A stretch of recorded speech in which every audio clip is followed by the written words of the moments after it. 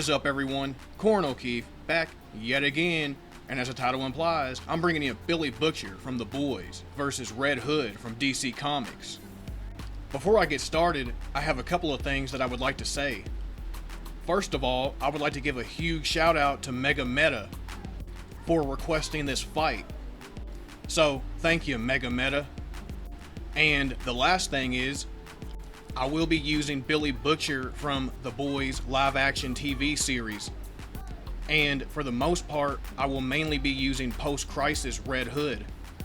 So without further ado, let's get down to business. I'll go ahead and start off with Billy Butcher himself, starting with the attack power of Billy.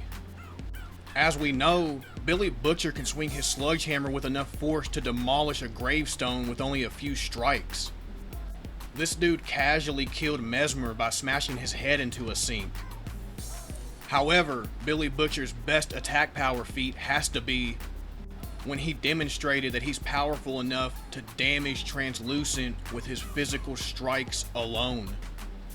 This is actually very impressive, considering Translucent has carbon skin and is even impervious to upgraded bullets. Heck, right before Billy started damaging him with his physical strikes, Translucent literally tanked a car crash that destroyed the front of Huey's store. And yet Billy Butcher with his physical strikes alone is capable of damaging this guy. This would easily put Billy Butcher's attack power around the wall level ranges and possibly even reaching the small building level ranges. Now, looking over at speed, Billy Butcher easily has peak human reaction time and combat speed, which can range from 30 up to 50 miles per hour. Moving on over to durability. Billy's durability should definitely be comparable to his own attack power. I mean, he was able to trade blows with Translucent and endure punches from him. Heck, he even survived the explosion of Madeline's bomb vest. Albeit he was partially protected by Homelander, Billy still endured some of the explosion nonetheless. Now, let's move on down the line and talk about Red Hood. And just like with Billy Butcher, I'll go ahead and start off with the attack power of Red Hood. Red Hood is capable of casually beating the entire Gotham City SWAT team. Jason is powerful enough to hold down the roof of a broken building. Heck, Red Hood has showcased that he's powerful enough to trade blows with Batman and damage his durability. Now, looking over at the speed of Red Hood, Jason is fast enough to casually dodge bullets. He's fast enough to keep up with Batman and Nightwing in combat. And Red Hood has proven himself to be faster than Tim Drake in combat. So, how durable is Red Hood? Well, he's pretty freaking durable. The dude literally tanked a bazooka and is more durable than Tim Drake, who endured a telekinetic blast that shattered concrete. Now that I went over the attack power, speed, and durability of both of these badasses, it's time for me to move on down the line and tell you who should be taking victory more often than not, as well as go over some of their weaponry, skill, and overall experience that they have to bring to the table. And folks, if I'm being completely honest, I have to give the victory to Red Hood more often than not, and here's why. Let's start off by comparing their attack power. Well, as I pointed out with Billy Butcher, his attack power should easily be around the wall level ranges, and possibly even reaching the small building level ranges. While Red Hood, on the other hand, is powerful enough to hold down the roof of a broken building, and is capable of damaging Batman, the same Batman who is durable enough to endure a tank shell and survive an exploding school. These feats and scaling would easily put Jason around the small building level ranges at least. Keep in mind, Billy Butcher being small building level could be seen as somewhat of a highball. Basically, while Billy Butcher is at the very best small building level, Red Hood is at the very least small building level. He's likely more along the lines of normal building level, if not slightly higher than that. But let's be nice and say they're around the same tier of attack power, aka around the small building level ranges. So if Billy does land a hit, he could possibly damage Red Hood. However, that is a big if. And this brings us to speed. As mentioned, Billy Butcher should easily have peak human reaction time and combat speed. However, this level of speed doesn't even compare to Jason's casual bullet timing speed feats. And it definitely doesn't compare to Red Hood being fast enough to keep up with Batman, Nightwing, and Tim Drake in combat, and even prove himself to be faster than Tim Drake in combat. This is all very impressive considering Batman has dodged light speed attacks on more than one occasion throughout the comics. Nightwing has dodged lasers, and Tim Drake is fast enough to avoid heat vision. Which means everybody that I just named off, and in turn Jason, would all be around the relativistic ranges in terms of their reaction time and combat speed. Even if we gave Billy Butcher the benefit of the doubt and said he was fast enough to dodge a bullet, that still wouldn't compare to Red Hood's direct feats of casually dodging bullets.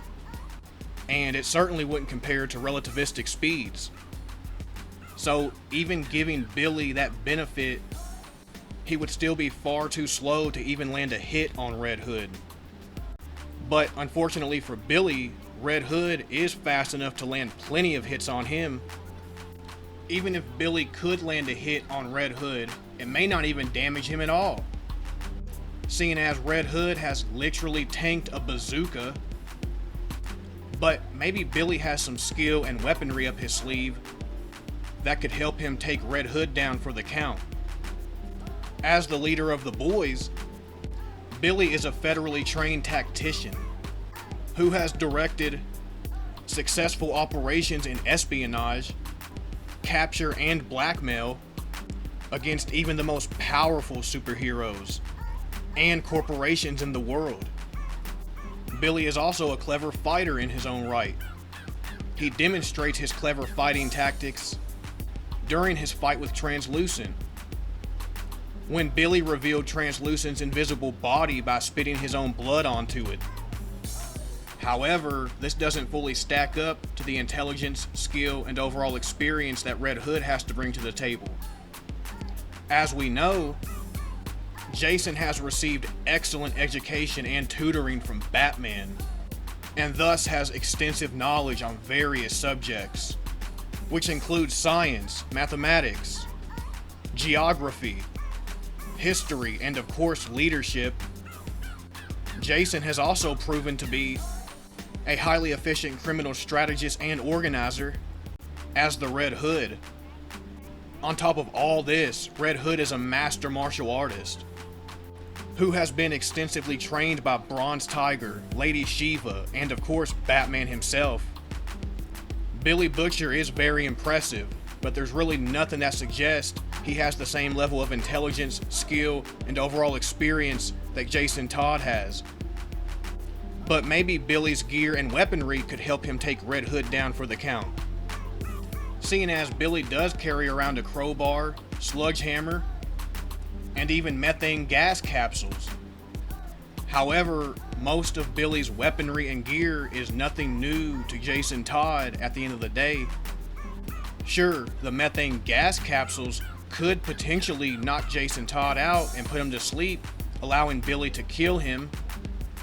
However, Red Hood does have protection from this, aka his helmet.